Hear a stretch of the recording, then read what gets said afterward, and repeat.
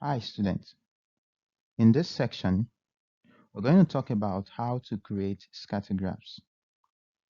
In the previous video, I talked about the definition of scatter graphs, and we also looked at the types of correlation we have.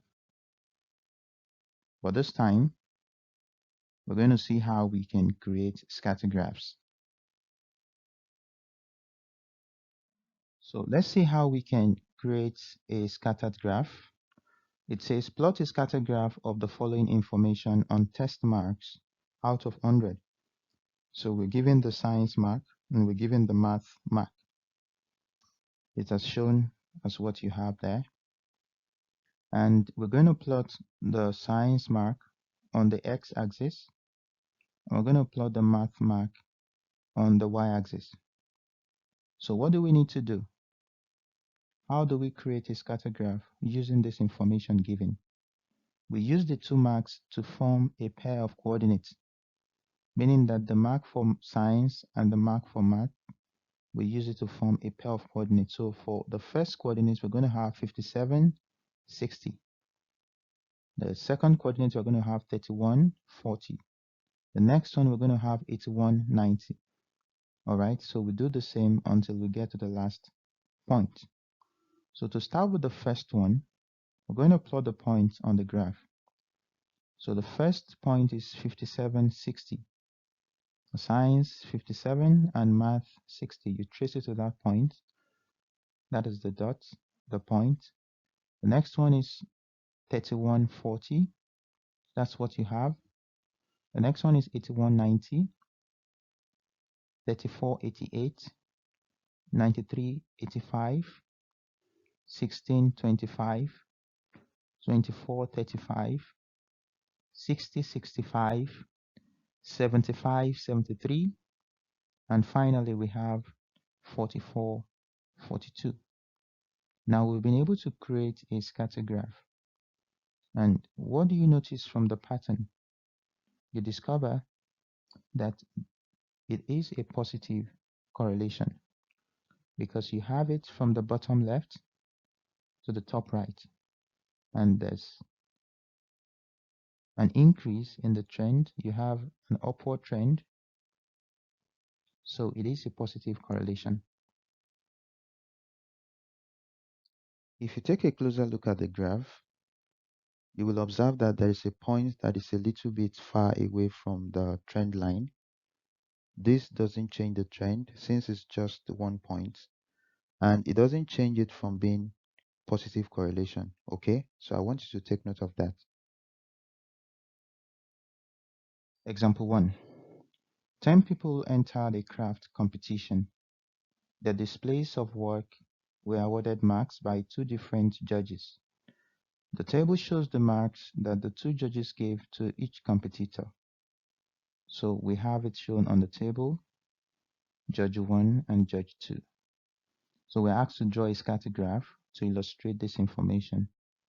And the second one says, is there any correlation between the two judges? And if so, what type of correlation it is? So let's take a look at the table of values given. We have two variables. So we're going to draw a graph. We use a scale of 0 to 100 on each axis.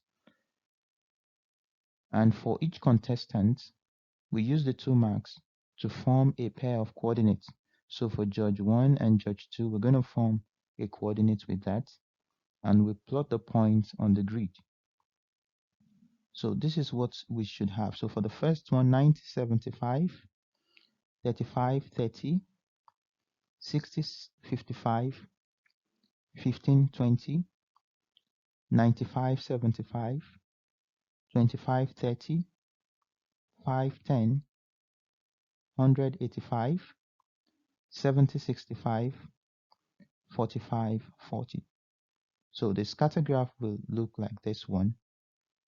And you would observe, or you would agree with me, that there's a positive correlation between the judges because you have the trend increasing, as you can see. So there is a positive correlation between the judges. Example 2. Draw a scatter graph to illustrate the information and label the horizontal axis as year and the vertical axis as house sales. And when you're done, you need to tell if there is any correlation, and if so, what type. So we have the following information given on house sales in Abu Dhabi from 2001 to 2009. So we need to create a scatter graph for this information. So I'm going to start with the first one, taking the first year and the first sales as a pair of coordinates. So in 2001, we have 0.9 millions dirhams. In 2002, we have 1.3. In 2003, we have 1.4. In 2004, we have 1.6. 2005, we have 1.9. 2006, we have 2.0. 2007, we have 2.4. 2008, we have 2.7. And 2009, we have 3.1. Now, looking at the graph closely, you will observe that there is a correlation between the year and the sales. So you see that the trend is increasing as you move from one year to another year. You discover that the house sales is also increasing. So in this case, there's a positive correlation. Example 3. Plot the data on the graph such that homework time is on the y-axis and TV time is on the x-axis. So we want to plot the data on the graph so we can get a scattered graph. So this is what we'll get. So we're going to start with the first point. The time spent on homework is 180 minutes and the time spent on TV is 30 minutes. So that's the point, the first point we have. The second point, the time spent on TV is 45 minutes and on homework we have 150 minutes. That's what you have there. And for the next one, you have 120 minutes and 90 minutes. That's it. The next one is 240 minutes and 30 minutes. That's what you have. The next one is 90 minutes and 120 minutes. The next one is 150 minutes and 120 minutes. And finally, we have 180 minutes and 90 minutes. So now looking at the scatter graph, you will observe that the trend is decreasing from the top left to the bottom right. So to describe the relationship between the time spent on homework and the time spent watching TV, first of all, you notice that the trend is decreasing from the top left to the bottom right. And as you would have it, the more time you spend on TV, the less time you spend on homework. So as the time spent on TV is going up, the time you will spend on homework will be going down. So that is what we have. So in this case, it is a negative correlation.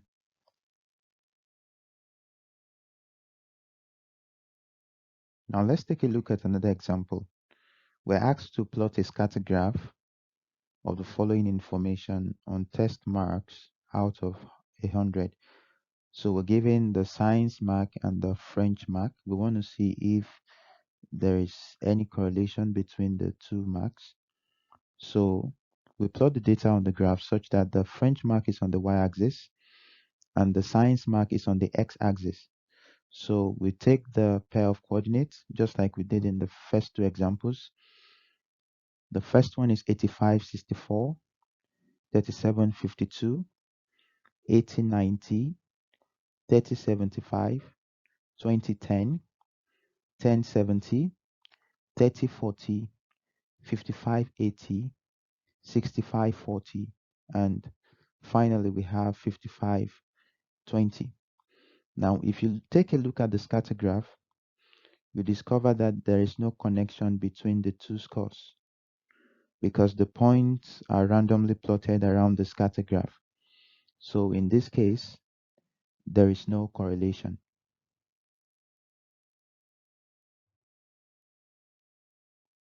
So we have the following to summarize the lesson. To create a scatter graph, we need to collect pairs of data from the information given. Then we need to draw a graph with the independent variable on the horizontal axis, which is the x-axis, and the dependent variable on the vertical axis, which is the y-axis. Now, in most cases, it will be stated in the question what you should have on the x-axis and what you should have on the y-axis. But just in case you do not have such information in the question, I'm going to give you an example. If you were making a scatter graph that compares people's age with their height, the independent variable will be the age. That will be on the x-axis, and the dependent variable will be the person's height, which will be on the y-axis. It is called the dependent variable because a person's height actually depends on the age. As you increase in age, you would also expect that your height will increase. So the height is dependent on the age. So, and that's the variable that we change and vary based on the person's age. Now, for each pair of data, you need to plot the points on the grid, just like I explained earlier. And finally, you need to look at the pattern of points to see if there is any correlation. Then you need to tell us if it is a positive correlation, if it is a negative correlation, or if you have no correlation. So I think that is all we have for today. Thank you for listening and have a good day.